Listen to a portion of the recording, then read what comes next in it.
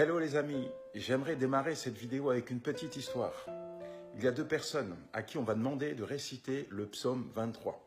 Le premier, c'est un acteur. Alors il se lève, va derrière le pupitre et commence à citer le psaume 23. Et il a de grandes capacités oratoires. À la fin, standing ovation, tout le monde est debout et ouais, c'est la joie quoi. Et puis le second, c'est un pasteur fatigué, âgé, usé par les années de ministère. Il se lève à son tour et puis va derrière le pupitre et récite le psaume 23. Et à la fin, il n'y a pas un seul bruit et tout le monde est en larmes. À la sortie, un journaliste demande à l'acteur, mais pourquoi quand vous avez récité le psaume 23, tout le monde applaudissait et puis autour de ce pasteur-là, tout le monde était en larmes. Qu'est-ce qui s'est passé? Et il dit, moi c'est simple, je connaissais le texte, mais lui, il connaissait son berger. C'est tellement important de connaître Dieu dans l'intimité. Il est notre berger. Dernièrement, j'ai fait une expérience qui m'a rappelé cette vérité. Je rentrais de Nouméa, 24 heures d'avion, et on était en pleine nuit, à peu près 2-3 heures du matin, lorsque le commandant de bord fait une annonce terrible.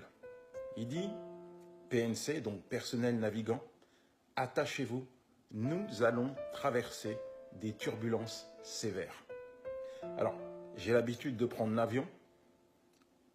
Pour ce qui est des turbulences, il n'y a pas de problème, mais c'est le mot sévère qui m'a inquiété. Et là, je vois les stewards venir s'asseoir, s'attacher fermement. Et puis, il y en a un qui a la délicatesse de me donner un verre d'eau. Et il me dit, tenez, je serai vous, je le prendrai parce que c'est peut-être le dernier. Ça ne me fait pas du tout rire. À côté de moi, j'ai un ami, il est en train de dormir. Moi, mon cœur, il bat à la chamade et j'ai envie de le réveiller parce que je me dis, il a peut-être quelques péchés à se faire pardonner. Au moins, il aura le temps de se repentir avant qu'on crache, quoi. Parce que, franchement, c'est la première fois que je traverse une situation pareille. Le temps va passer et puis, pendant ce temps, je m'inquiète vraiment. Je pense à ma famille, à mes enfants. Je dis, Seigneur, tu m'as envoyé en Nouvelle-Calédonie. Je vais pas mourir comme ça, quoi. C'est pas possible. Mais vraiment, vous savez, dans l'avion, vous êtes confiné, vous êtes enfermé, il y a pas d'issue. et vous êtes, je sais même pas où je suis. Je trouve que je suis en pleine mer. Je suis sur on traverse les montagnes, je sais pas, mais il y a plein de trucs qui passent dans ma tête. Et waouh! Et j'attends. Je suis sur mon siège. Je serre la ceinture de sécurité au maximum. J'arrive même pas à respirer. J'attends. J'attends ces turbulences sévères. Et puis là, tout à coup, Dieu m'interpelle. Et il me dit, Yanis, regarde le steward. Je regarde le steward et Dieu me dit, mais pourquoi il a l'air en paix? Pourquoi il a l'air décontracté alors que toi, tu t'inquiètes? Et la réponse, pour moi, c'est simple. Il a été formé à ça. Il a été formé à ça. Et il connaît parfaitement son appareil. Ouais. Le 777 de Boeing, il le connaît.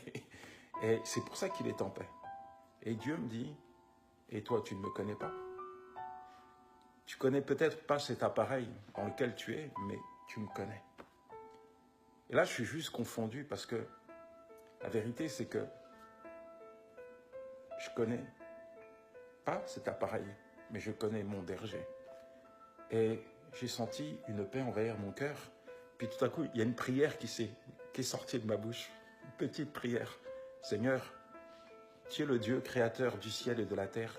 C'est toi qui contrôles les vents, les tempêtes et même les turbulences. Alors je te prie de bénir mon voyage, de bénir mon arrivée.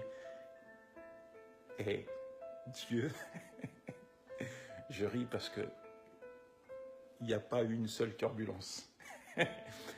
À la fin, le steward me dira, ça se trouve, le pilote a contourné les turbulences. Et moi, dans mon cœur, je me disais, non, c'est Dieu qui a fait disparaître ces turbulences parce qu'il avait son enfant à l'intérieur de l'avion. Alors, quelles que soient les saisons, les turbulences, les tempêtes, les ouragans, les tsunamis, les cyclones, je ne sais pas, quel que soit ce que tu vas traverser dans ta vie, n'oublie jamais qui est ton berger. Oui, Dieu te dirige. Même lorsque tu traverses la vallée sombre de la mort, il t'accompagne, il est avec toi. Il n'y a pas un seul endroit où Dieu t'abandonne. Entends-tu cela? Il n'y a pas un seul endroit où Dieu va te lâcher la main. Il est ton berger fidèle, même si tout le monde t'a tourné le dos, même si les vents sont contraires, lui, il reste avec toi. Il marche à tes côtés et tu peux lui faire confiance.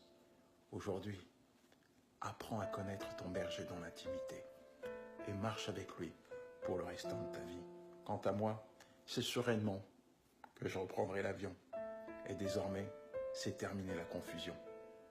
Ciao, Dieu vous bénisse. Il est mon berger.